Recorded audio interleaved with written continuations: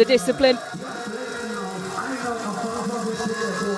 2 women, 2 men in each team, and it is the women who will take on the first 2 legs, with each team being anchored by the male athletes. The Breton flag flying high as they come through the crowd here. Everywhere we seem to go around Europe, we seem to spot the Breton flag with some very dedicated fans making the journey over from northwestern France.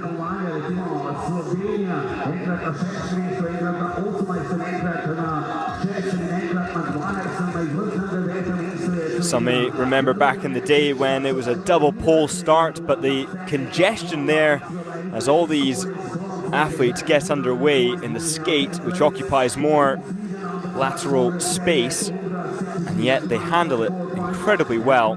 But all the coaches primed alongside the track as we see a little bit of a tangle there. Bulgaria getting caught up.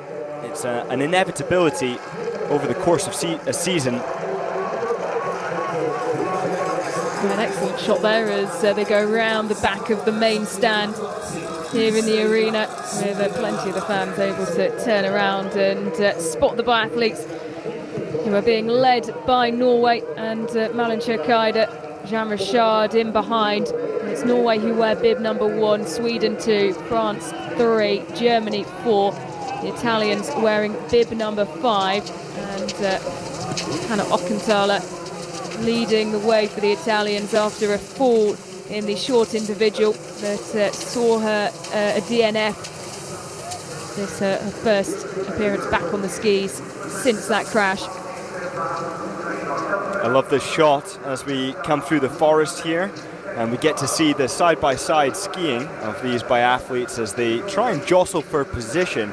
But it's very challenging to climb up the order in the early stages because the skis occupy so much space that there's very little chance to get past without tangling skis with your competitors.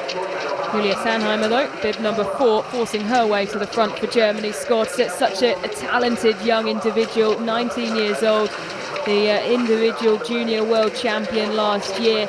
And it's been great to see her make so many podiums this season with the German team.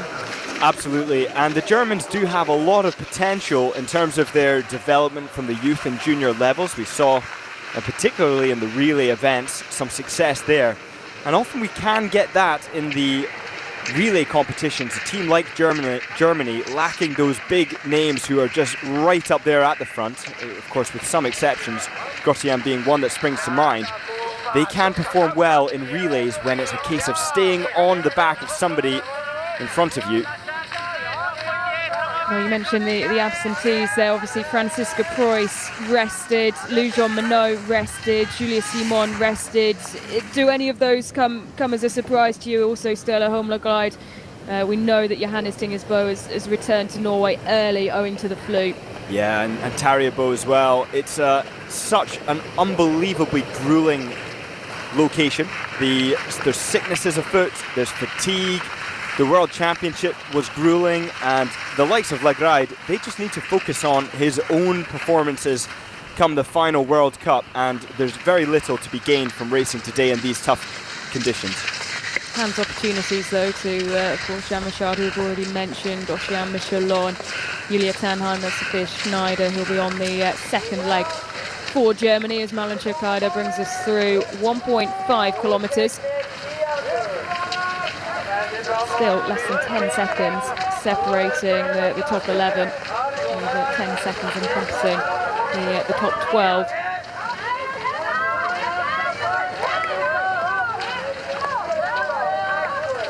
And interestingly, we see Hyslova of Czechia wearing bib 8, 9.5 seconds back, and it's not many positions lost, but you can see in contrast Sidorowicz of Poland, who has skipped up the order, utilising that downhill section to do it, and that's where the overtaking is easiest on these first laps as you see them come down this fast hill. It's on these downhill sections when the skis are not getting in the way. Yeah, worth keeping your eyes on Czechia and Jessica Hyslova. Only one change to the team that took a brilliant silver medal at the World Championships. So well decorated as a squad, as a nation in the mixed relay World Champions in 2015. So into the range for the first time, Malin Kjærgaard, bib number 1. The Norwegian leading Heidenberg of Sweden, Tannheimer of Germany, Richard of France, all separated by 1.5 seconds. Dropping down simultaneously into the prone position. Miss for Sweden. Miss for Germany as well. France off to a good start with Richard. She's 3 for 3. Poland flying, and it will be Poland who break the position first. Renault are away. Richard out. Alongside her, Norway, Malin Kjærgaard taking her time, but she now breaks the position, as do Switzerland, Bulgaria, Canada, Slovenia, Estonia, USA, 5 for 5. Austria into the extra rounds, but away. Czechia R2, Ukraine, Italy left stalling with Ockenthaler, who once again reaches to the extra rounds, and this will be her last opportunity to keep Italy out of the penalty loop. That's just great shooting and skiing for Sidorovic of Poland. Fantastic result, coming out in the lead, 0.6 seconds ahead of Richard of France. Well, she's had some brilliant legs in the relays over the course of the season, Natalia Sidorovic.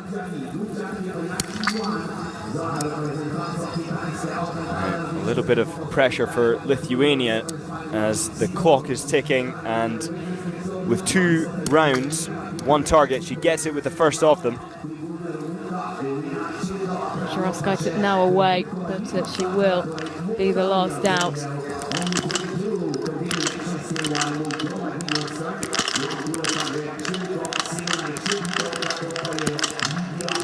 And shot on the far left side of the target, almost the camera angle making it difficult to see.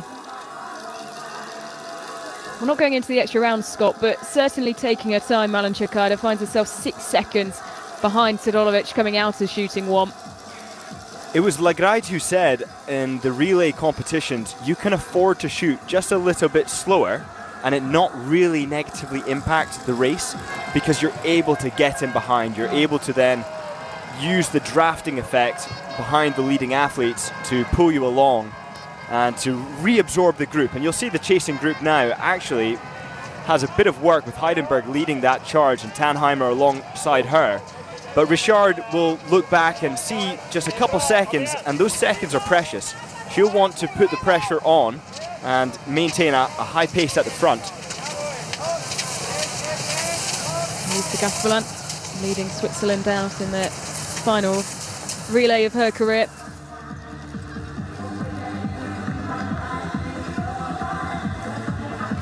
These drone shots are often so revealing of just how fast the biathletes go, or even just the kind of course and the undulation that they have to contend with. There's so many parts of a track when analysed by the coaches leading up to races where they identify moments where they can secure seconds here and there, and we saw it with Quentin Fillon-Maillet yesterday, the way that he sprung over some of those bumpy knuckles in the course so much better than many of his closest rivals. 6 seconds was the gap when they left shooting 1. Back to Malin Kjærgaard, who leads the pack now through 3.1 kilometres. And the pace looking to slow down. It's not a trickle, but it's certainly not going to set the snow on fire, adding to any more of the melt we've seen over the past while. But nevertheless, that's playing into the hands of some of the smaller nations, allowing them to reabsorb the lead.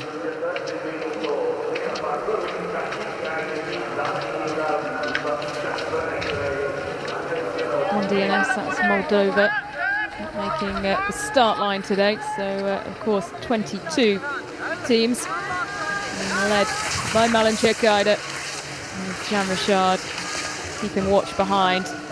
And the gap's starting to open up, ever so slightly, between Heidenberg and Sidorovic behind. Well, if you just take Tjerkaida's time and compare that to the likes of Elisa Gasparin, who is currently 8 seconds down, but came out of the range 9 seconds down, that doesn't actually factor in the leader now of Tjerkaida, who actually came out of the shooting range only 3 seconds ahead of Gasparin, so has opened up a huge gap, relative ski speed, so Tjerkaida skiing fast. Yeah, Norway winners in Kontiolahti. He managed to finish 4th at the World Championships at a race that was full of drama. Tjerkaida continues to lead through 3.5 kilometres. It's only Johannes Dali Shevdal who remains from that team that won in Kontiolahti. Heidenberg of Sweden tucking into 2nd place, had an absolutely brilliant European Championships, receiving every single shade of medal that was available to her. And in the sprint with her first, hitting all 10 targets. Only in the relay actually struggling and dipping into a lot of spares on that occasion. So interesting that on an individual basis she can really perform and has earned her way right up into the World Cup and now deemed to be one of the best on the World Cup for the Swedes. Yeah, absolutely. A big personal best. She's carried the form very well onto the World Cup, which doesn't always completely translate between the European champs, but setting that new personal best in the short individual here to finish 4th, just off the podium, but her first flower ceremony of her World Cup career, and then 8th in the mass start as well. 10 places she managed to cut into after her initial best set early on in the season in Kontiolahti, also in the short individual of 14. Tannheimer, she was 14.5 seconds down. She's caught up all of that time. She's worked very hard.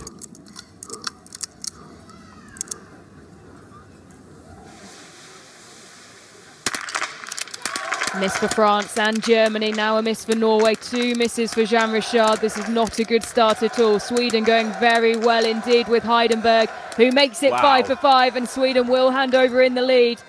Great shooting from Heidenberg, and Tjerkaida will be right on her heels. And Sidorovic also doing very well, using 1 spare.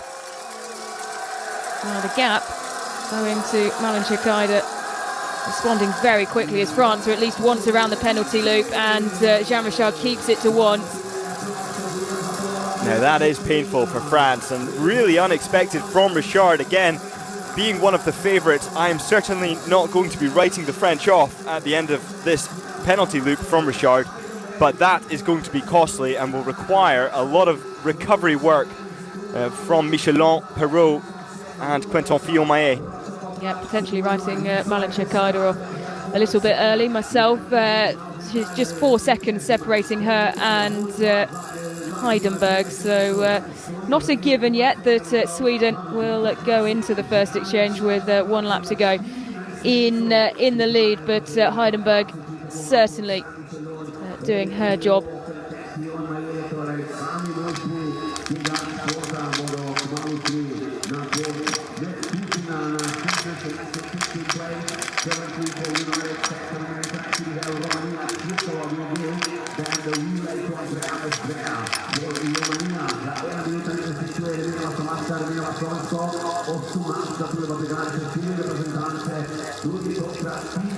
And such a great shot there of the shooting. You can see the biathletes, the way that they breathe through the lower diaphragm so as not to affect the elbow position on the hip. As Tjerkaida now skiing through the forest with the Polish team and German team right on her heels as she pursues the lead. Heidenberg doing so well up at the front.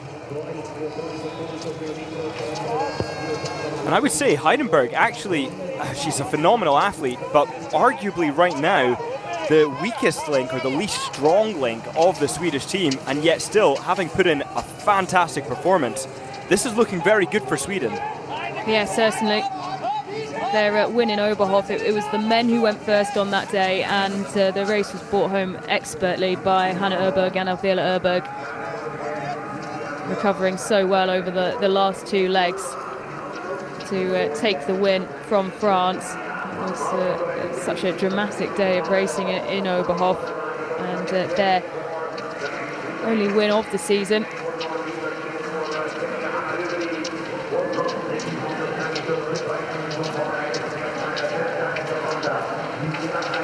Now, Tannheimer of Germany, she's really putting in some work to claw back time. It's 9 seconds the gap now.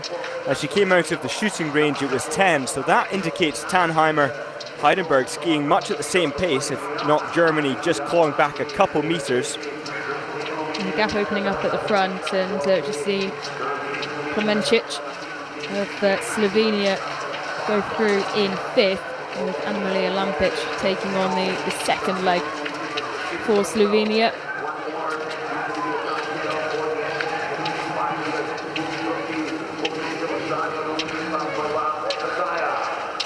And here is Jean Richard.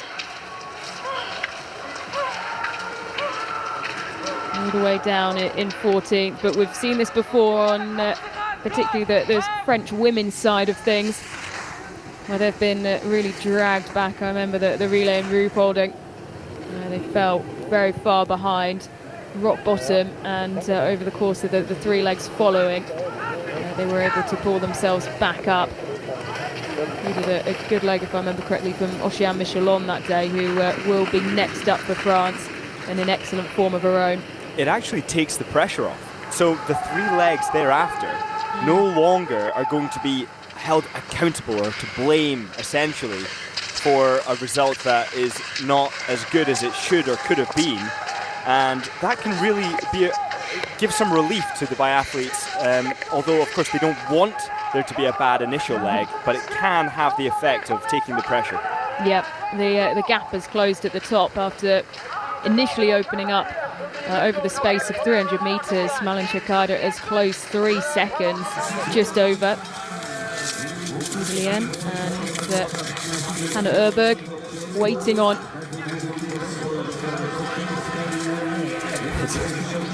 Almost cat and mouse. Chakada 3.9 seconds outside of the shooting, open to 6.6, back to 2.4. So it really is a coiled spring between the Swede and the Norwegian up at the front. And looking at the rates that Chakada was going, I wasn't completely convinced that it would be Heidenberg who would be first round that corner as we waited for the 2 to arrive. And now pulling alongside the Swede is the Norwegian, whose skis are carrying very well there, Scott. Yeah, I mean, that was a real display of the brilliant skis the Norwegians clearly have. Of course, there's the effect of pushing over the top of the hill. That amounts to a lot. But by my perception there, from what we saw, the Norwegian has the faster skis of the duo. That's quite a tight turn, isn't it, as they come into the exchange. When you imagine a bit further back, that sharp turn is going to get quite congested. But Ida Lien picks up for Norway, Hannah Urberg for Sweden, and then the chasing duo of Anna Maka for Poland and Sophia Schneider for Germany. Klemencic handing over to the tall figure of Anna-Maria Lampic, and you can hear the roars from the crowd, boosted by that incredible performance in the mass start, her first 4 shooting stage podium, and just the 2nd podium of her career.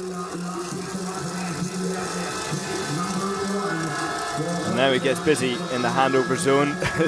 The athletes who have done the exchange now needing to cause as minimal disruption as possible, usually just lifting their poles up and making themselves as small surface area as possible. Saw in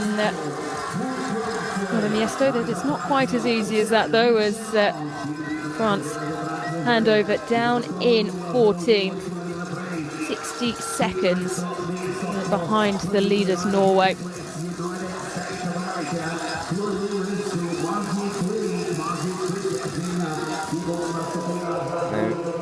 Hannah Urberg has successfully closed the gap to Ida Lien, but those 2.1 seconds that separated them actually make a bit of a difference when you consider that Ida Lien is the fastest female biathlete at this event in Pokljuka over the course of all the races so far.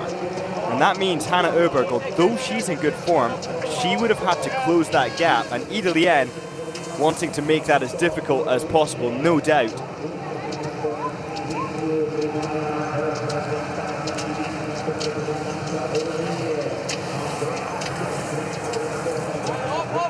Chased though by Anna-Maria Lampic, who, Scott, it's interesting you make the point about Ida Lien being the fastest skier here in Pokljuka. I'm sure if you'd have told us that a couple of weeks ago, there'd certainly be a level of surprise that it's not Anna-Maria Lampic who's the fastest skier on home snow. But an interesting look at her tactics in that mass start. She did so well to rein it back in and then perform so much better on the shooting range because of it. What do you think? How do you think that translates to a relay race where it's her national flag at stake and she's wanting to push her team as far forward as possible? It's such a tricky question, actually, very hard to answer, because yes, Lampic, she was 34 seconds down on ski speed behind Ida Lien, and that was just in the mass start. That's a huge amount, because Lampic is so often, as you say, up at the front. And interesting, it's hard to know the psychology of Lampic after hitting 95% in one of the hardest psychological condition races, the mass start. It's impossible to know what she's capable of. Well, we know she's capable of hitting them, but can she do it with the pressure of her national team flag? That remains to be seen. Well, she said after her race that it must be that her and Jakob Fak enjoy competing in bad weather and that the bad weather suits them. Also owing a huge amount of congratulations to the wax technicians, because she said she had crazy skis, very much in a good way. But the weather changing condition, once again, Scott, we started with it being, of course, these kinds of conditions for the single mixed relay. The snow then eased, and it seems to be starting again now. Yeah, and it's something in the middle between rain and snow, more sleety, and that sleet can be so difficult in many ways, one of which is just keeping the hands warm. Lagride spoke about how difficult he found it to maintain a good temperature in his hands, and that caused some trouble in the prone shooting where he fumbled his magazine. So the glove admin, trying to make sure the hands don't get cold, is critical in conditions like these. So 0.7 of a second separates Ida Lien and Hanna Öberg. Only now do Sophia Schneider, Anna Maka and Anna-Maria Lampic come through the time check. Go back to the front of the field as the majority of it is still to come through the 7.5 kilometre mark. Anna Andexer on this leg now for Austria. Calling time on her season. Andexer super proud of her victory at the Junior World Championships in Östersund and earning her right to be here. It was the first victory of her career and well earned, with only one penalty, and that was in the sprint. So into the range for shooting three. A bit further back, Ocean Michelon yet to be able to eat into the time lost. Still just outside a minute behind Ida Lien and Hanna Öberg, with just 0.5 of a second separating the front two athletes as they come in. Look how quick Hanna Öberg just takes the rifle off her back. There's a sense of urgency there, which Ida Lien wasn't matching.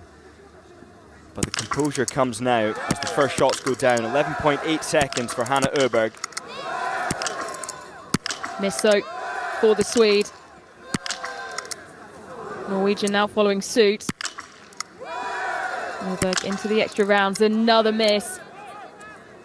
And they will be aware of each other having to dip into the spares, but then Ida Lien is first to go clear.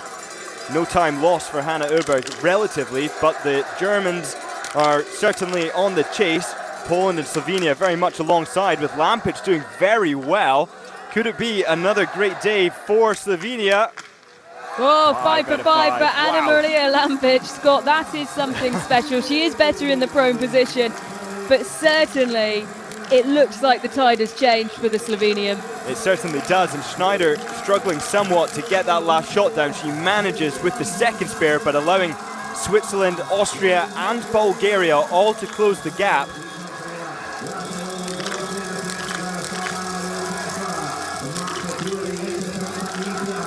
Surely it would be too good to be true to imagine Slovenia on the podium again. Would it be 3 days in a row? That would be something special. Still a long way to go in this race. One more shooting stage and 2 laps for the women. Lampic will be so motivated now, very much unlike Canada, with 2 guaranteed penalty loops. Could be a total of 4. But Lampic has 21.4 seconds down on Ida Lien, and I suspect that will be closed down. Lampic having something to prove on the skis now.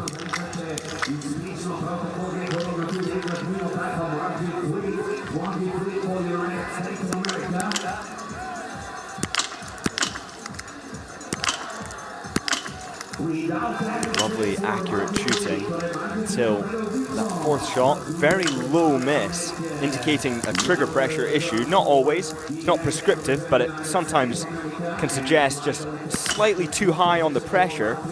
And biathletes try and hold a pressure of something between 450 to 490 grams, just below the 500-gram trigger pressure threshold, such that the final squeeze of the trigger is just a fractional increase of pressure, meaning that there's not as much movement through the rifle when the final squeeze is made.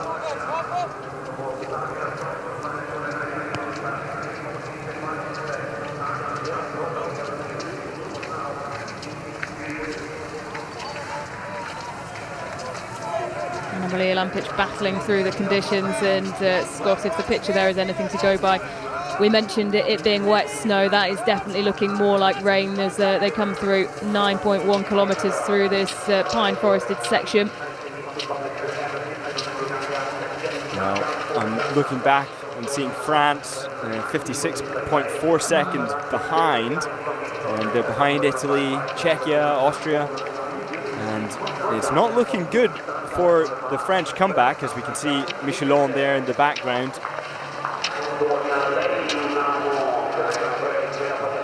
The foreshortening of this hill, it really is brutal, and the lens really not giving enough of a perspective of just how hard this hill is, especially when it's sleeting and very wet, the snow breaking up and becoming almost like suction, having a suction effect on the skis.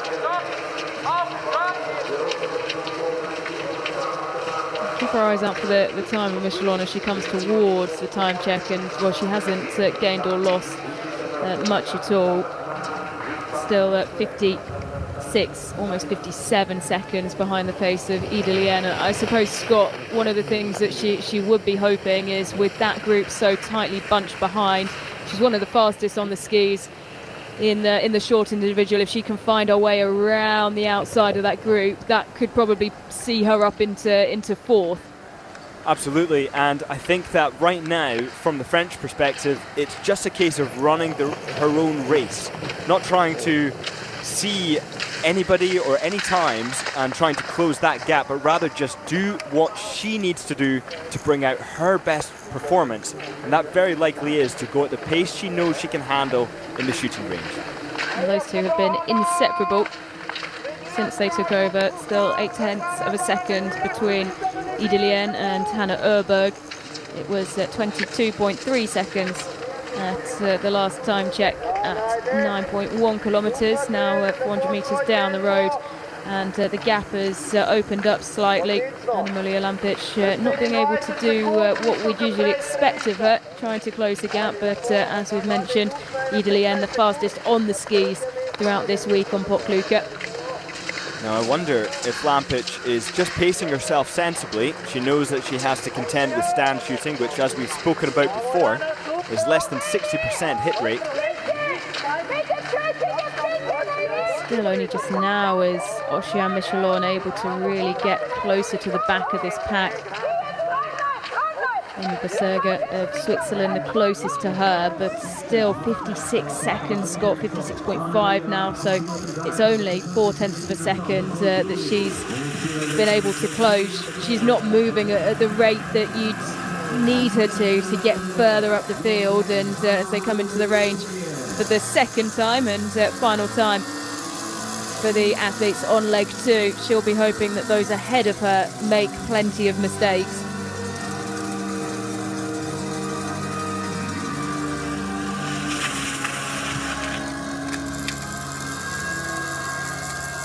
Idlien, Hannah Erberg side by side, 22, almost 23 seconds back now. Anna-Maria Lampic. Miss for Erberg. It's fast shooting from Erberg, but controlled. Lien really taking her time.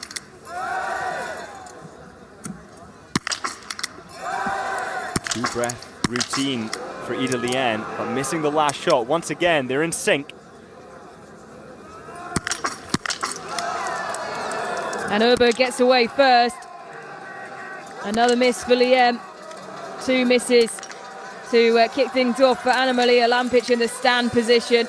And the gap well and truly opening up between Sweden and Norway. Now Slovenia will at least be once into the penalty loop with Anna-Maria Lampic. The door opening up for someone to take advantage and come into the bronze medal position.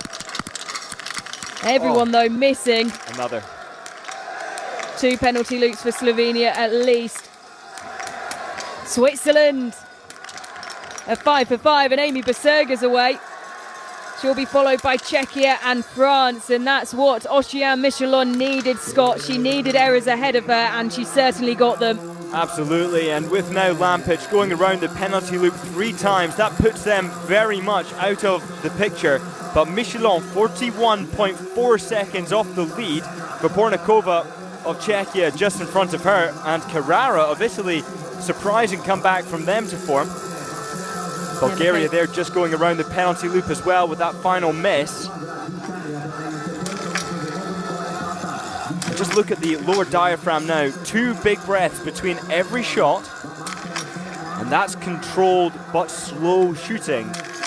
Very well disciplined until perhaps the thoughts on the final shot just giving way to that miss. An edge shot, top right. Very, very close.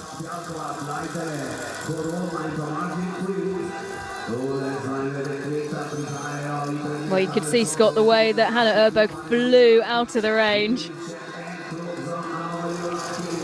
And she knows, being behind Ida Lien for so much of her part of this race, the ski speed that the Norwegian has. And, well, look at Ida Lien in her full flow. And now here comes Oceane Michelon. Matched though by Carrara as they go around the outside of Amy Beserger of Switzerland, and that gap has opened up very quickly indeed. And we know that Michelon is in very good form, only 10 seconds off Ida Lien's ski time in the mass start, and skiing incredibly quickly, so we can expect to see her further close that gap, but she really has done a number for France to call back this time on the leader, Hannah Erberg. Horrible conditions as they come through the forest, and a gap now of 10.5 seconds.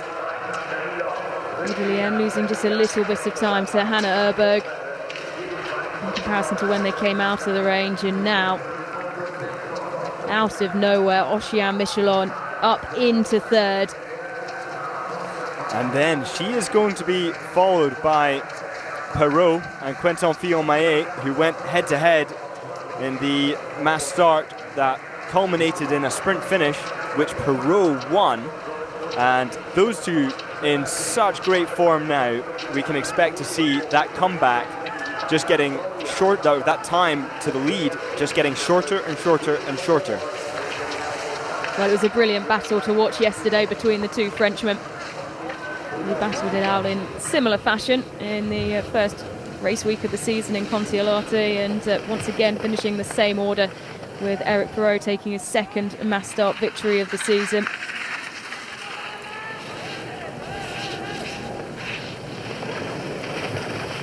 Hannah Erberg, though, Scott, will just she'll take further encouragement from her performance today to add to what has been a very good 2 weeks of racing. Yeah, absolutely, and going into the final stages of the World Cup, I think building up confidence to perhaps review her summer training and how to make it even better for the years, or for the year after, because she has been at the very top of the world standard, and with the dip recently, she knows she's capable of being there again. But Ida Lien losing seconds, and it's gone from 10.5 to 11.4. So Hannah Öberg skiing very quickly. I'll be handing over to this man who also knows the meaning of skiing very, very quickly and was graced with another podium here. So the Swedes, I think, in such a good position to perform well today. Well, he's had plenty of good performances this season. In the relay, Martin Ponsiluoma, it was just a case of when he would translate that into what he needs for a podium on the, as an individual athlete here on the World Cup, and he certainly found that as Hannah Öberg will come towards the exchange.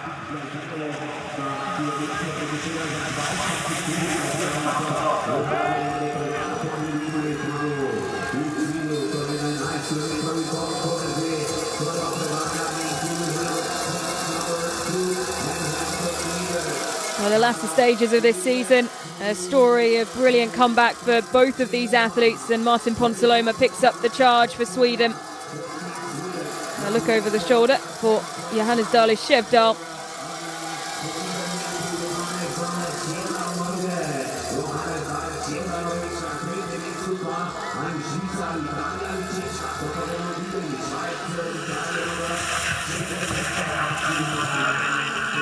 Dragging France back up and into the bronze medal position. Ocean Michelot.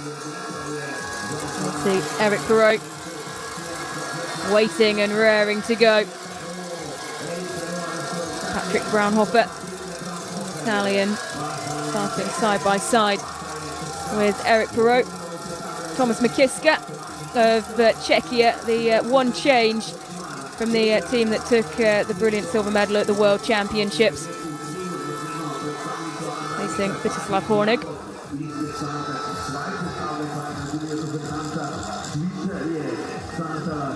You have to have a little bit of sympathy for Braunhofer of Italy. He's got a lot of pressure now in his shoulders, but managed to deliver well at Czechia in the relay there. He's certainly capable of holding his ground, but with the likes of Perrault ahead of him, who's skiing so incredibly fast, is going to be a big challenge for the Italian today.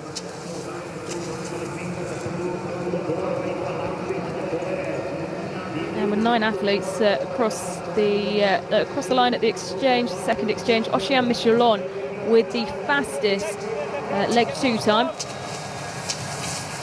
Hannah Öberg 19.7 seconds behind Michaela Corrala, who we saw drafting off Ocean Michelot for a huge part of that final lap, down in third, 21 seconds behind the pace of Michelot. Fantastic racing from the Italian there, but look at Schneider, 1 minute and 33 seconds back, the 11th fastest time of the day of 12, Lampic only falling behind her, so Germany and Slovenia really having trouble. Yeah, owing to particularly in Anna-Maria Lampic's case, the amount of penalty loops and those visits right at the end of her race. Now Braunhofer deciding to go stride for stride in behind Perrault. That's a really ambitious effort. We know that Perrault is going to be leading a very stiff pace now, an effort to claw back time for sure, but also because he just is that fast. So Braunhofer now has to review. At some point, he will not be able to withstand this pace and may just need to settle.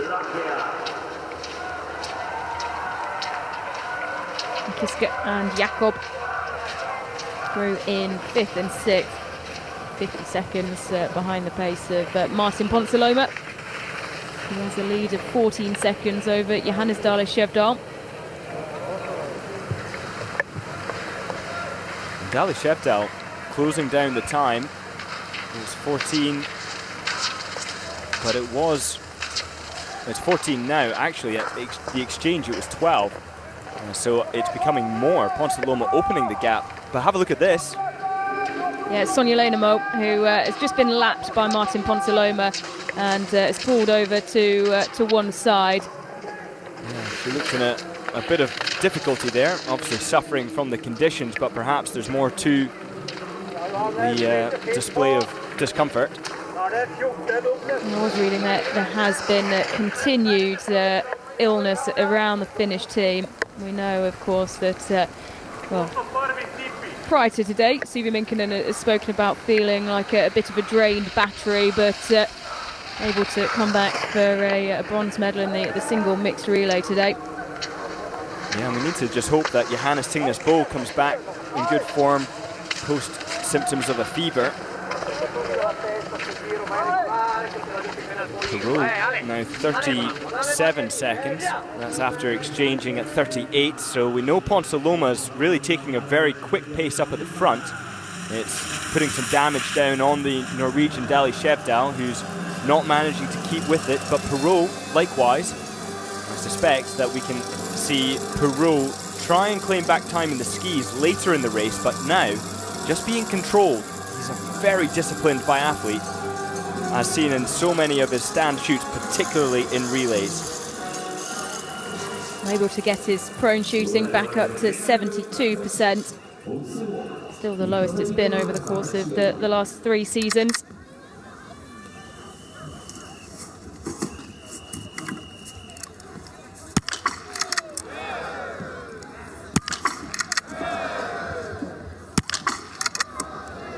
Miss for Ponsiluoma. That's 2 now. 3 misses. Opening the door wide for Dali Skjevdal, who has 1 miss himself.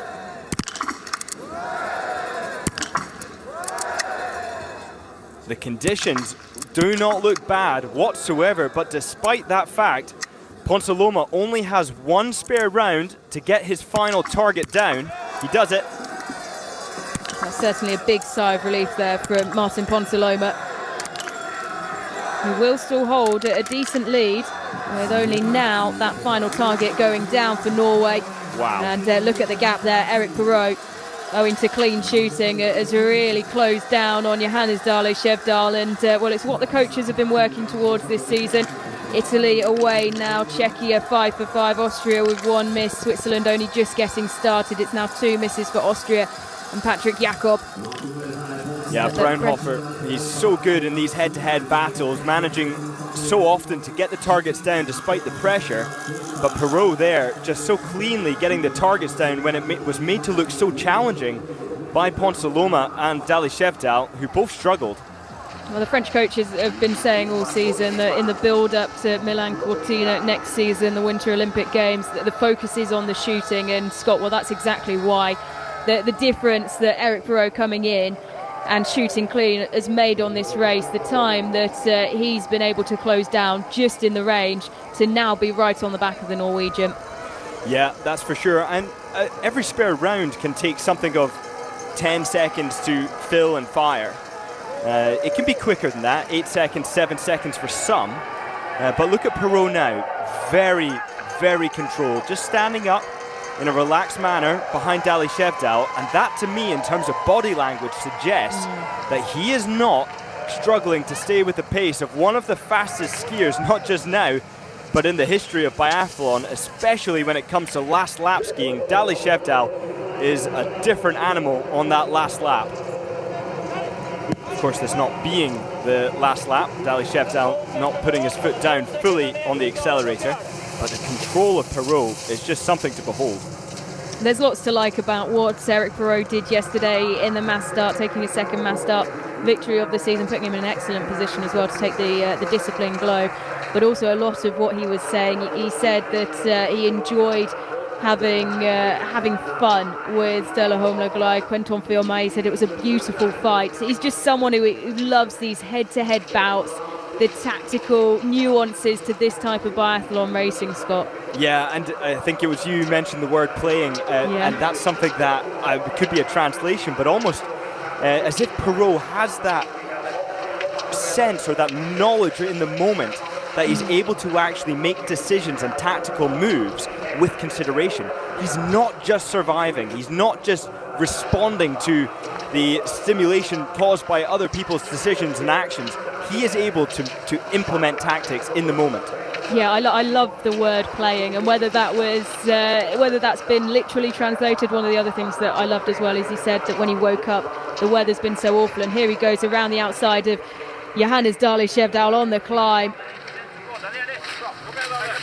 making it look easy, but potentially the two will now just work together. Perrault wanting to close down the gap and apply the pressure to Ponsaloma, who clearly already has felt it so far today, still having the lead after what was a somewhat disastrous beginning to his shooting competition, but he did ski very fast, Ponsaloma on lap 1.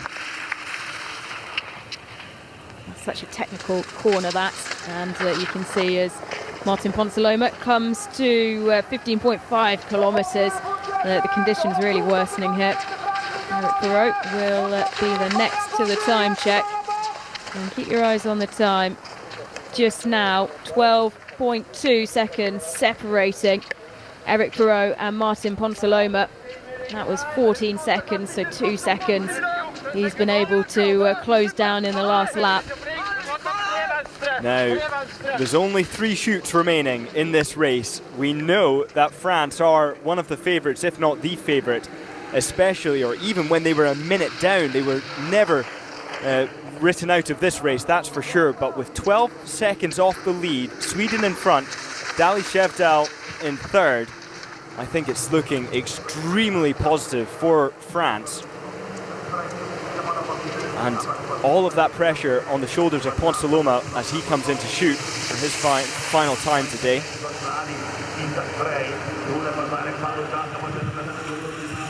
He's certainly a lot better in the standing position.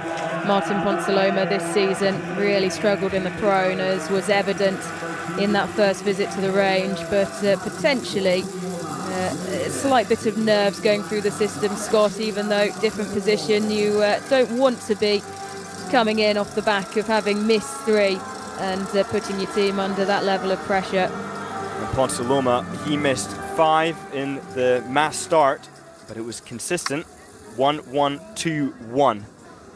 Only 8 out of 10 hits in the stand in the mass start. It's a good start for Ponsaloma. He gets 3 out of 3. He makes it 4. Can he do 5? He misses the final shot. The pressure now of France and Norway having landed on the mat. Miss for Norway though. France are going very well, and there's Eric Perrault, 5 for 5 and into the lead. So easy. He just manages to get the targets down seamlessly. And Theo Maé there, he'll be delighted with that result. But Ponsaloma now finally getting out. Dali Shevdal still stuck there though, and it all concertinaing up behind him. He now does get away. Precious seconds lost for Norway and Sweden there, but Perrault once again just demonstrating his absolute prowess. This is a game that Eric Perrault is playing so well, Scott. You have to say, the way he's run this race, coming in, waiting for the errors ahead, and then being able to capitalise in the manner that's now put him 8.7 seconds in the lead. Yeah, Braunhofer there having to use 2 spares, and Mikiszka of Czechia having to use just 1, but getting all 5 eventually, and Switzerland, Austria joining them. Germany still way off the pace, but like you say, Perrault, he is just phenomenal. I'm going to say it now, yellow bib next year, overall leader. Someone clip that up, and we'll hold you to that next time we hit this point of the season. But Eric Perrault certainly showing that for 2 days on the bounce, though, if he hadn't already done it for the majority of the season, that actually the technical and the tactical nous really there. Look at that focus as well, Scott. The left eye just closing ever so slightly before he squeezes the trigger. And I love that, being able to look as Anton Giganat celebrates alongside Quentin Fillon-Maillet. Well, not making the team today, Antonin Guiganot, but really good to see him out here. Recently become a father for the first time. Now Ponsaloma is going to want to reclaim some of that time and close down the gap to give Sebastian Samuelsson a little bit of support on the final leg. Samuelsson having hit 15 out of 15 in the mass start, only then to miss 3 on his final visit. And the most painful bit about that is in the stand shooting, Samuelsson usually takes some 2 breaths between each shot. Quentin Fillon-Maillet just 1, and so much quicker in the stand shoot than Samuelsson. Well, that gap has been cut very quickly indeed by Martin Ponsaloma. Now just 3.2 seconds separating the Frenchman out front and the Swede, who has really done his bit in clawing back some of the damage and the time left in the range. Johannes Dahle-Skjevdal hasn't really moved too much, just 1 second. He's been able to close on Eric Perrault. Yeah, and Dahle-Skjevdal, as I said before, one of the fastest skiers on the last leg, but handing over to Isak Frey. And Frey, of course, being a brilliant biathlete, doing so well in the relay at the European Championships. A victory there by minutes. But it's going to be a challenge for him today to contend with the likes of the Swedes and the French.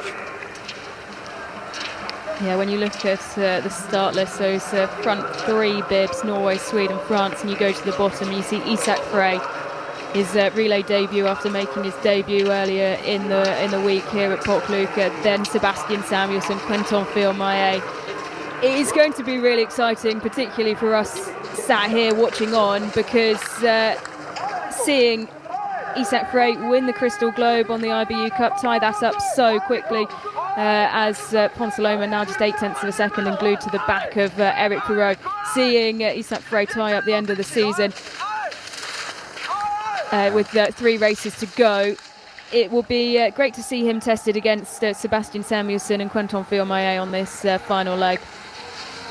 I would not want to be Sebastian Samuelsson now. In his own right, of course, an extraordinarily good biathlete, but we've seen Fillmaier with brilliant shooting form, 19 out of 20 in the mass start, the second fastest ski speed, 7 seconds off Perrault's time. And here is Quentin Fillmaier looking over his shoulder up the hill, where we will see Eric Perrault and Martin Ponsaloma turn down and into the exchange. A really strong final lap from Martin Ponsaloma to make up the deficit and the damage that he had left in the range. And one arm raised for Quentin Fillmaier. He will push away side by side with Sebastian Samuelsson. What a thrilling final leg we have in store here. The 2 teams who are battling it out for the discipline title, just 6 points separating them and nothing separating them on the track. Isak Frey will have some work to do as he pushes away the IBU overall Crystal Globe winner, and no doubt star for the future here on the World Cup. Wanting to look here, looking towards the Olympics, as the door has become opened by the Bø brothers. But that's a tall order. So many big names that you could rattle off as being contenders for those slots.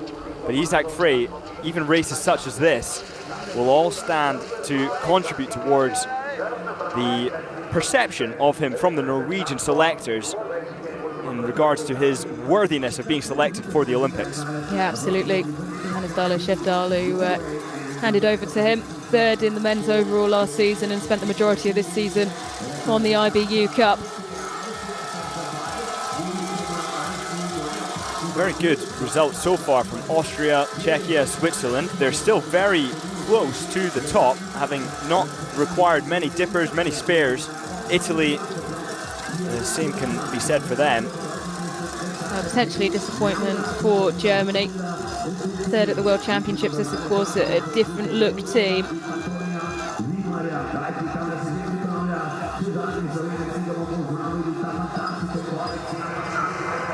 You see actually quite regularly time being lost on the exchange, just because the double polling technique comes in a little too late from the athlete about to be handed over to. Of course, knowing that if they fail to make contact before the end of the exchange, then they have to either double back on themselves to make the exchange safely without disrupting other biathletes or be disqualified. But time could easily be gained 6 to 10 seconds over the course of a whole race, and that is not trivial. Yeah, it was one of the things that I noticed straight away as soon as Eric Perrault picked up. He was raring to go. You couldn't hold him back. He timed it perfectly. As Michelin handed over to him.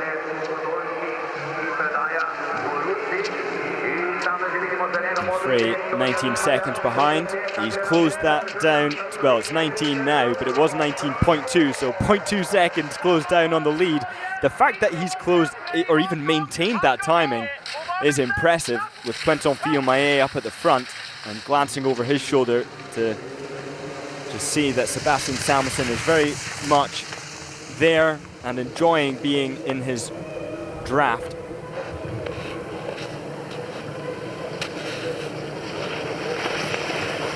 So we get to have a look at this technical, or most technical part of the track, this right-hander, which isn't so challenging as we've seen on occasions where it's icy.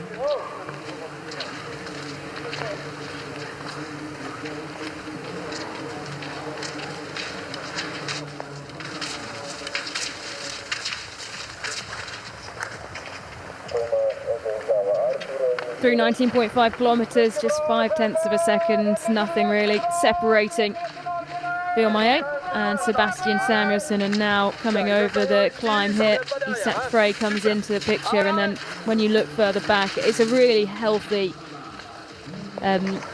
lead on third here for Isak Frey. When you look further back at Kričmar of Czechia down in fourth, 1 minute 12 seconds behind Fillon-Maillet, so around 55 seconds between Isak Frey and Kričmar.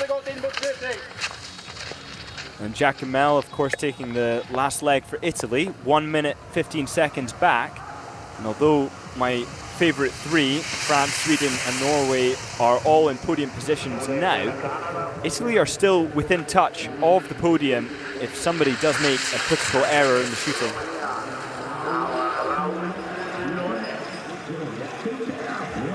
You can see the snow getting kicked up, the moisture just bouncing into the air from the skis, suggesting how slow the track and the conditions are, and therefore how grueling it is for the muscles and the legs for these biathletes as they try and recover into their shooting.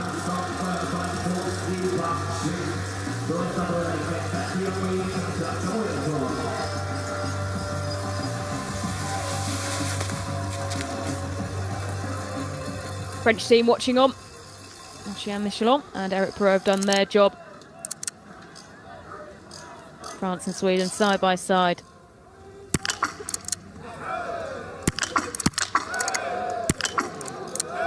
Good shooting from Sebastian Samuelsson. Very slow shooting from Quentin Fillon-Maillet, but Samuelsson goes 5 for 5 without any trouble whatsoever. And Fillon-Maillet is in trouble. Yep, 3 misses from the Frenchman and 3 extra rounds to avoid the penalty loop. He needs to be perfect from here on in. Isak Frey pulling out alongside him, and Frey is shooting very quickly indeed, and he's perfect so far. And Isak Frey is 5 for 5, and he will go into second. Wow, now this is something I would never have anticipated. He was having trouble with his right elbow, constantly readjusting it, so unsettled. Quentin Fillon-Maillet avoids the penalty loop, however, and is going to now be in chase mode. A raise of the eyebrows there from Jean-Pierre Armand, the French shooting coach. That far away from the standards that they want to be setting as we move towards the Olympic season. Very surprising to see this man perhaps exhausted after contending with Perrault, future yellow bib wearer, in that head-to-head battle in the mass start. But now, great accurate shooting from Austria, Czechia, Italy, Switzerland. Switzerland go clear, no spares required. Italy join them. Austria also no spares required as Czechia dips into their spares. So that's all Kričmar needs, and he's now away. Burkhalter with very quick and clean shooting as well. And also Giacomel there and lurking. And well, the errors did come ahead of him, but not really so much to the point where it's put him in a position where yet you can say Italy are challenging for the podium.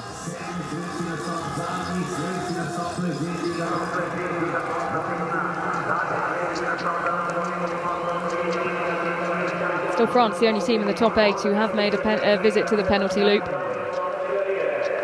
Not on the very first leg. After the performance of Quentin Fillon-Maillet head-to-head battle with Johannes Tingnes Bo, and that was in Czech Republic, or Czechia, last week. I would never have predicted that Quentin Fillon-Maillet would lose 35 seconds to Sebastian Samuelsson in just one visit to the range and be absorbed by Isaac Frey. He must be working in tandem with the scriptwriters to make the most exciting race of this. Well, it is a really interesting point that you make, as we see Isaac Frey come through 22.1 seconds behind Sebastian Samuelsson, so losing just a little bit of time there as Quentin Fillon-Maillet tries to close the gap. But you mentioned, Scott, of course, yesterday in that brilliant battle with his teammate Eric Perrault, and when you have two Frenchmen right at the top of the standings fighting against each other, there is a possibility that could be detrimental then to the relay team the next day. Yeah, in part, and also there's a confidence element as well. Fundamentally, so many people will know Perrault is among those like Oldal and Frey as the future of biathlon, and it has to have a psychological effect, one that I can never personally say I've experienced. But Fillon-Maillet is so at the top of his game even now, but at the top of his game, to be beaten by Perrault, that was something. Back at 21.1 kilometres, as this is Sebastian Samuelsson, 400 metres down the road. Tommaso Giacomel, there's no surprise to see him go into the front of the lead pack and try and push the pace and closing the gap to Quentin Fillon-Maillet. 40 seconds separating the Italian and the Frenchman. And Isaac Frey, he hit 18 out of 20 yesterday. The two misses just coming from both of his stand visits. But more interestingly is Sebastian Samuelsson hit 15 out of 15 and then missed 3 in his last stand. So that will be playing on the back of his mind as he comes in to shoot on his final visit to the shooting range here for this relay. Well, it could very much still swing in a number of directions here, but as things stand, with just 6 points in it, and Sebastian Samuelsson and Sweden in top spot, it does look like the mixed discipline globe will be going the way of the Swedes. Norwegians won it last year, and certainly with the rivalry between the two nations, the quartet will be very happy if they can bring it home this time around, and particularly these fans who we seem to spot all around Europe. I suspect Sebastian Samuelsson now, on his final visit to this range, is going to do a 2-breath routine between shots, taking his time. A composed shoot is required.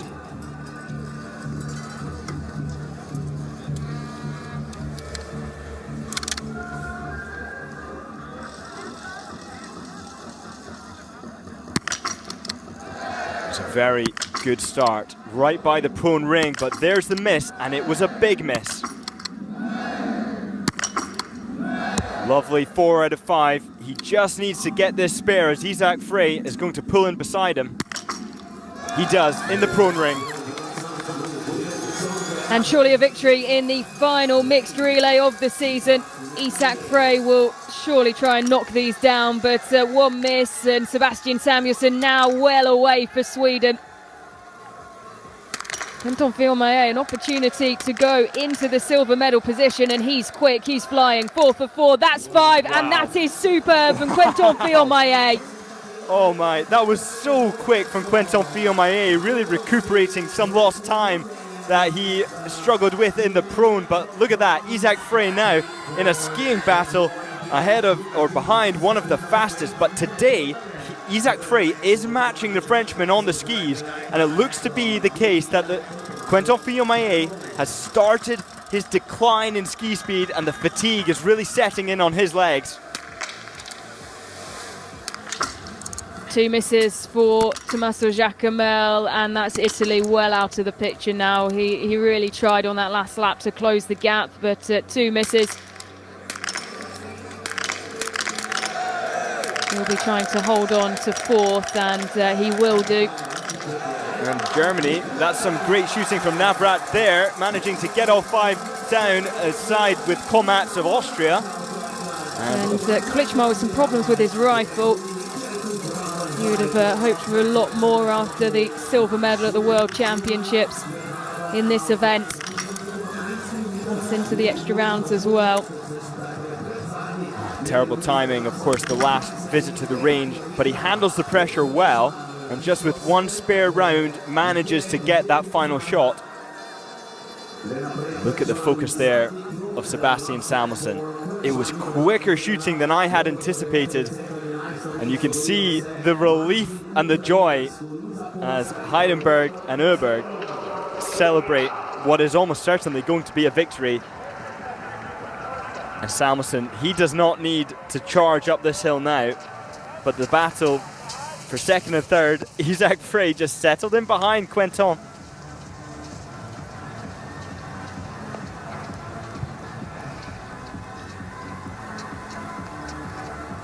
Now, we've seen plenty of drama over the course of, well, the last 2 days of racing. A week that's been well and truly disturbed by the weather, but it's thrown up some brilliant battles as Fiormaillet now seemingly breaking the young Norwegian who just can't stick to the pace of the Frenchman who's pulling away. Wow, and there you see Quentin Fiormaillet, as the Norwegians would call it, doppel dancing all the way up that hill, not defaulting back down to that skate one hill technique, the offset. And Isaac Frey now has lost precious meters that will be surely impossible to recuperate. The steepest part of the track now, and Quentin Fiormaillet is not relenting whatsoever, but Isaac Frey has not given up the chase.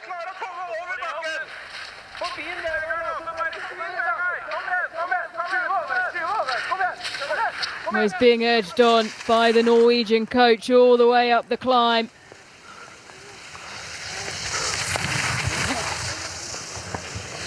But with Quentin Fiormaillet well away now, Scott, it looks like that will be insurmountable for the Norwegian. 11 years of age separating the two biathletes. Isaac Frey very much up and coming, and having, I would say, done a really great job handling the pressure on this first race. But you can see Samuelsson just taking it nice and easy up at the front. You can't afford to take it too easy. A stumble could see this man, who's very much on a chase. 5 seconds closed down, so actually Samuelsson perhaps just making it look easy. He's going fast still. And the gap continuing to open up behind.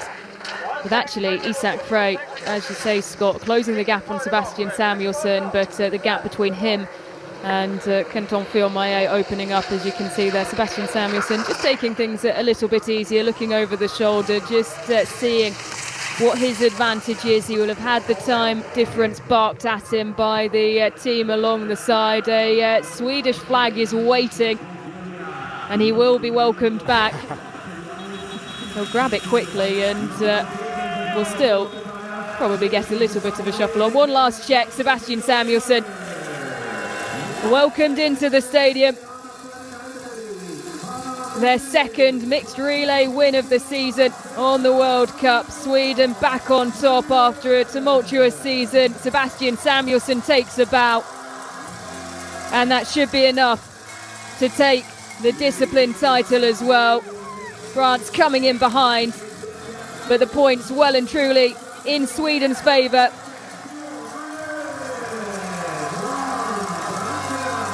France taking second, 14.8 seconds behind the Swedes, and Isaac Frey over the line on his relay debut. 20 seconds behind, but not a bad showing at all, Scott, from the young Norwegian. Absolutely not. Fantastic. It's just interesting to watch the way that they celebrate as they cross the line here, and it's crazy to think a podium can be disappointing. Of course, I don't think the French will be disappointed, but nevertheless, they could have done better were it not for that penalty loop early on. Well, look at this. It was Italy who were leading the way in the battle for best of the rest, but David Komatz bringing Austria over the line in fourth. After struggling in the mass start yesterday, was last across the line, but rallying really well to bring Austria home in fourth.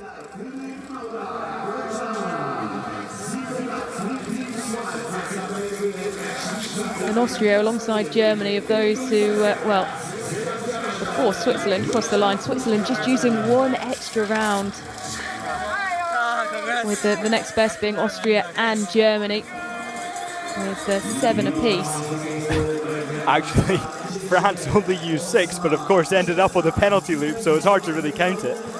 Yeah, absolutely. And, well, that time lost, and certainly there was a lot of work for Ocean Michelon to do.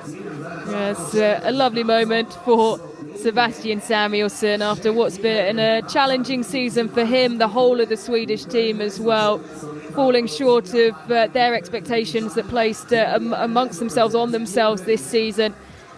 But over the last 2 weeks and the end of the World Championships, they've really rallied and showed some great form to reward the fans who travel all around Europe, around the world to follow them. Maybe Sebastian Samuelsson might have spared a moment to say hello to Elsa once again, his daughter, after his success in Novo Mesto. He sent that message. But it's something you don't see on screen, and that when biathletes do have children, it does present some challenges, particularly when it comes to the importance of sleep. And to have a family and still be at the top, a lot of kudos has to go to the partner to facilitate or work through the night shifts that is an inevitability once starting a family. So testament to Sebastian Samuelsson's partner in this instance, and all the other mothers who are very much a part of the results, and fathers, of course, on the flip side in the women's race.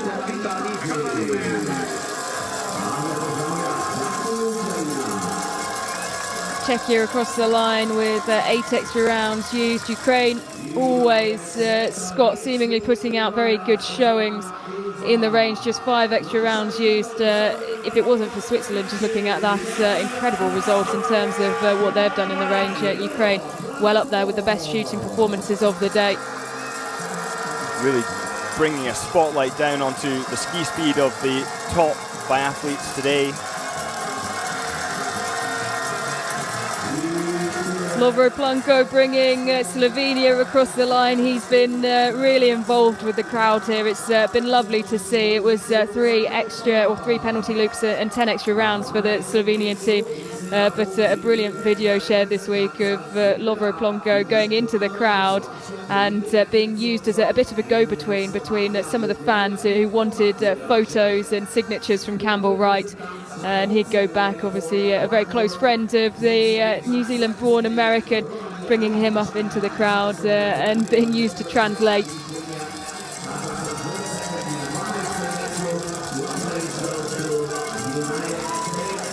United States across the line, a good shooting day for them as well.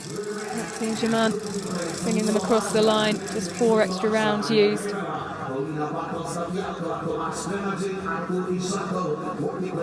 8 teams on the penalty loop today. Interestingly, in the relay competitions, very often the top nations are on the penalty loop 50% of the relay races they conduct. So you can infer that those who did not go on the penalty loop in this relay race, next relay race, they statistically are likely to be on the penalty loop, or in actual terms are 50% likely to be on the penalty loop.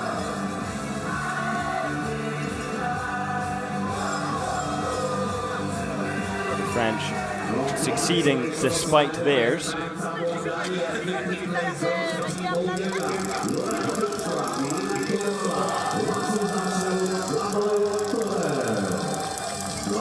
So much of the French second place today came down to Quentin Fillon-Maillet's trouble in the prone, requiring the use of 3 spares, and that was a real surprise. Of course, we could see as Bulgaria crossed the line 5:47 back, just avoiding the lap, or being lapped. It's Quentin Fillon-Maillet really had to adjust his right elbow several times, even in the setup, suggesting that it was slipping on the mat, which of course is very wet, but something he's used to contending with. So a surprise outcome.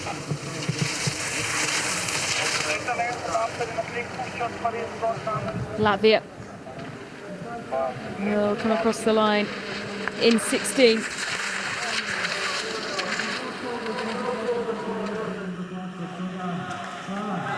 Here goes Mise.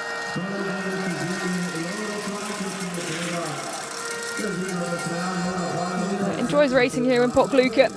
Personal best set here with the sprint back in the 22-23 season. And acknowledging the crowd as he comes across the line. Final team across the line with 7 extra rounds used today.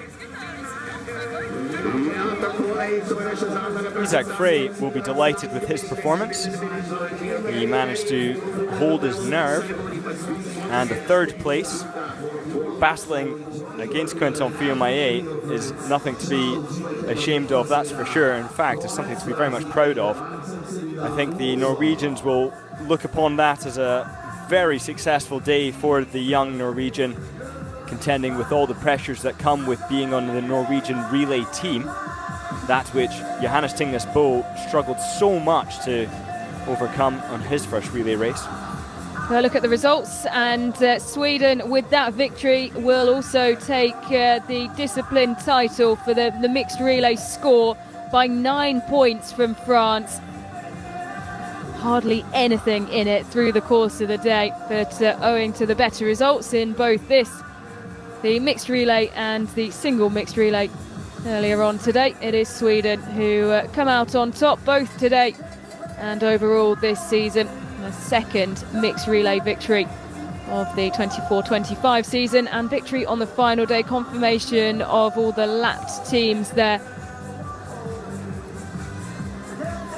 France taking 2nd place, and as you rightly said, Scott, a very solid performance from Isak Frey, stepping up into a team which obviously has a lot of expectations on it, but a team that has underperformed on many an occasion this season. And Malin Chirkaida, Ida Lien, Johannes Daly Shevdal and Isak Frey, potentially at the start of the season, you wouldn't say that was a team that would be able to deliver one of Norway's medals this season in the mixed relay, but certainly performing incredibly well today. No, absolutely not. You make a very good observation there. I do think that with Ida Lien and Malin Chirkaida, it's not the team that you would have anticipated, but have come into their form over the course of the season and are most definitely more reliable in the stand shooting than Sandra Gold. Problem that she really has struggled with now for such a long time. I wonder what steps are being taken by the Norwegian team to resolve that mental challenge of getting the targets down in stand on relays.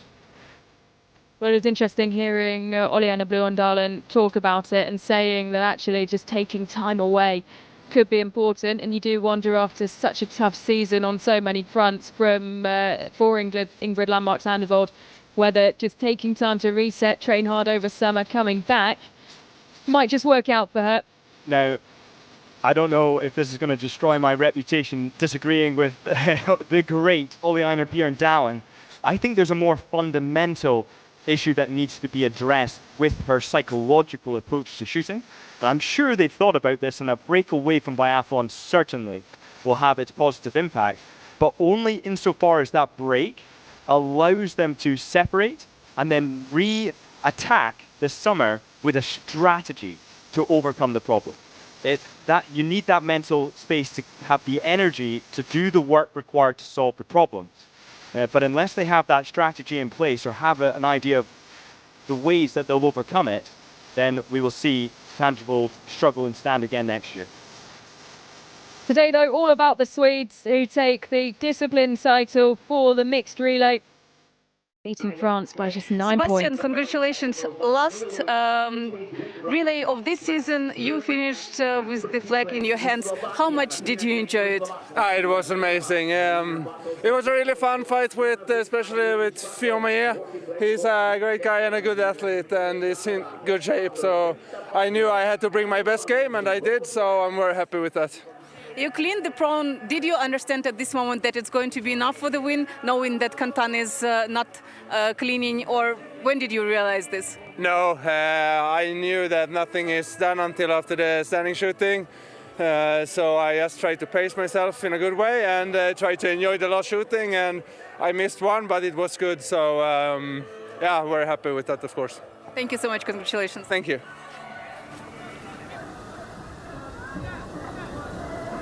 And confirmation there on your screens of the World Cup mixed relay score, with Sweden beating France by just 9 points. This would always be the deciding event, and we see that Sweden coming out on top ahead of France. It's swinging on the final day. Advantage Sweden, and they will take it off Norway, who claimed the title last year.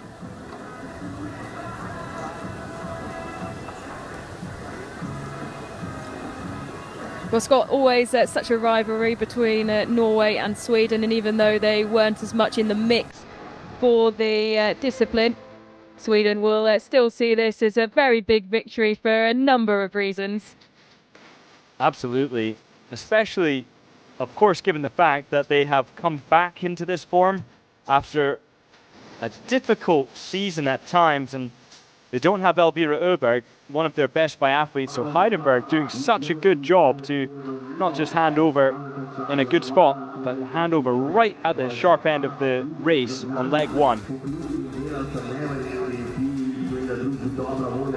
Quick look at the Men's Nations Cup score, still led by France. Norway in second.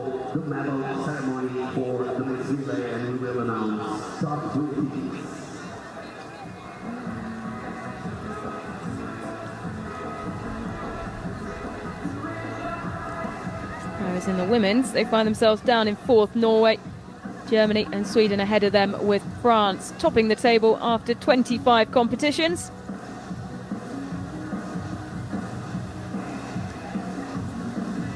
And Scott, with the Women's Nation Cup score up on the screen, a good time, I think, to look ahead to Oslo, where one of the big things, and I'm sure something that will draw plenty of attention, the French women's team, Camille Benet, the IBU total score winner, making the leap up. Sophie Chauveau will be back as well. Paula Botte, who took that victory early on in the season as well, she makes the team once again. Adam and plenty of others as well. Menjan, who was the best overall athlete at the World Juniors, making the leap up too. And particularly when you look at the likes of Jean Richard, Ocean Michelon, who have recently made the jump up, certainly something else to get excited about as we go towards Oslo. I almost feel a little bit sorry for Michelon and Richard, having just established himself on the World Cup, and already the French having so many in the magazine, as the biathlon pun would have you say, ready to come up and perform. It's going to be so challenging for even these really well-established names on the French team to maintain their position on World Cup with those threatening French upcoming juniors and youths. Yeah, particularly excited to take a look at Amandine Menjan, Camille Benet, and of course Paula Botte making the leap back up as well.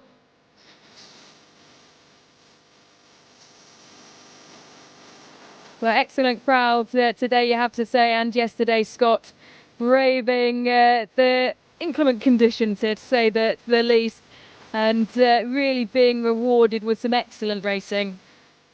Yeah, the crowd's really showing out, and from lots of different nations as well, and that added to the texture. We heard the roars when the Germans came in to shoot, and the disappointment when we had all those misses, especially when Ponsaloma was struggling, and you hear the sighing from the crowd.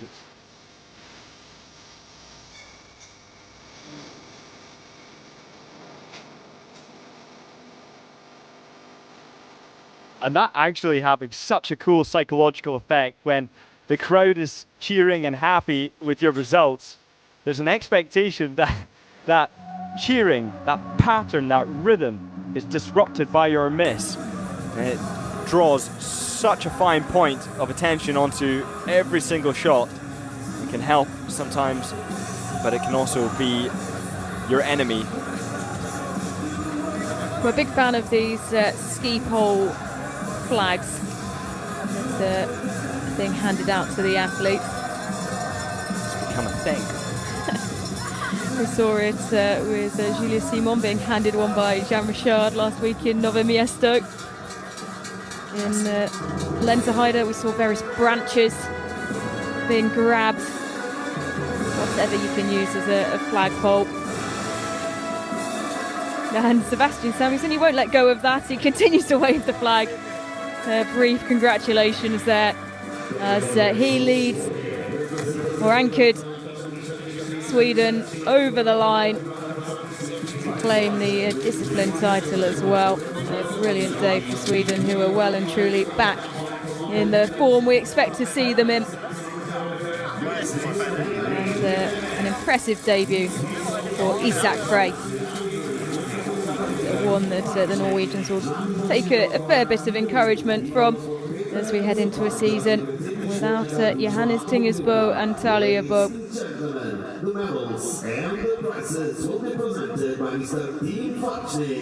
Has to be the biggest Swedish flag I think I've ever seen in my life. I wonder how they got that into the stadium. Very dedicated group of fans. We always see them in their hockey jerseys wherever we go around Europe. A big flag is great, except for all the people who sit behind the big flag.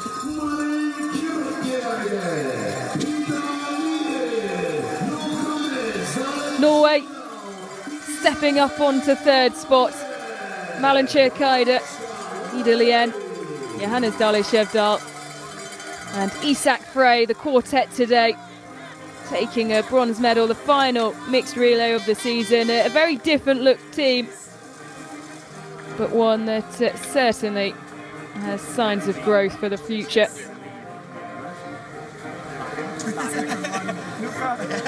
Thank you so much.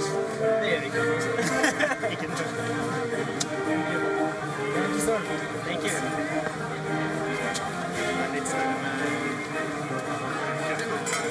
Would you believe it?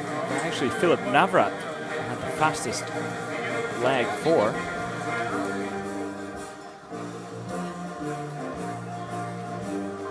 Komats of Austria having a great leg as well. Yeah, Komats of Austria coming out of nowhere after finishing 30th in the mass start. No strangers to the podium.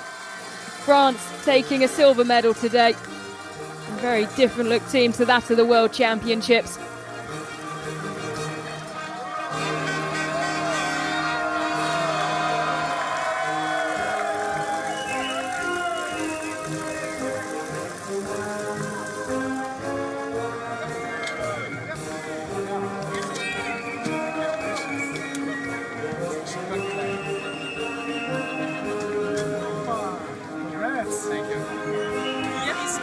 Well, once again, Scott, with France showing that they can rotate the team, you can take out the big names, or some of the big names, and you still get a very similar outcome, not fully completing the job today, but a different look team to that of the World Championships securing the silver.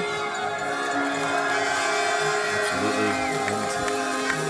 And always a sign of a strong, diverse team when they're able to field completely different names and still have success. I suspect Sweden would very much struggle to have another contending team alongside theirs right now. Of course, with Elvira Öberg needing to step up.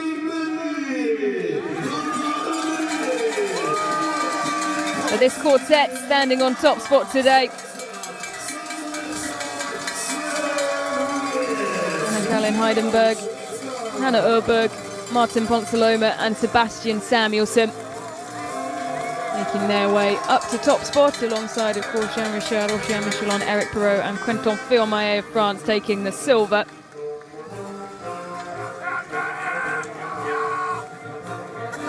Cries from the Swedish fans.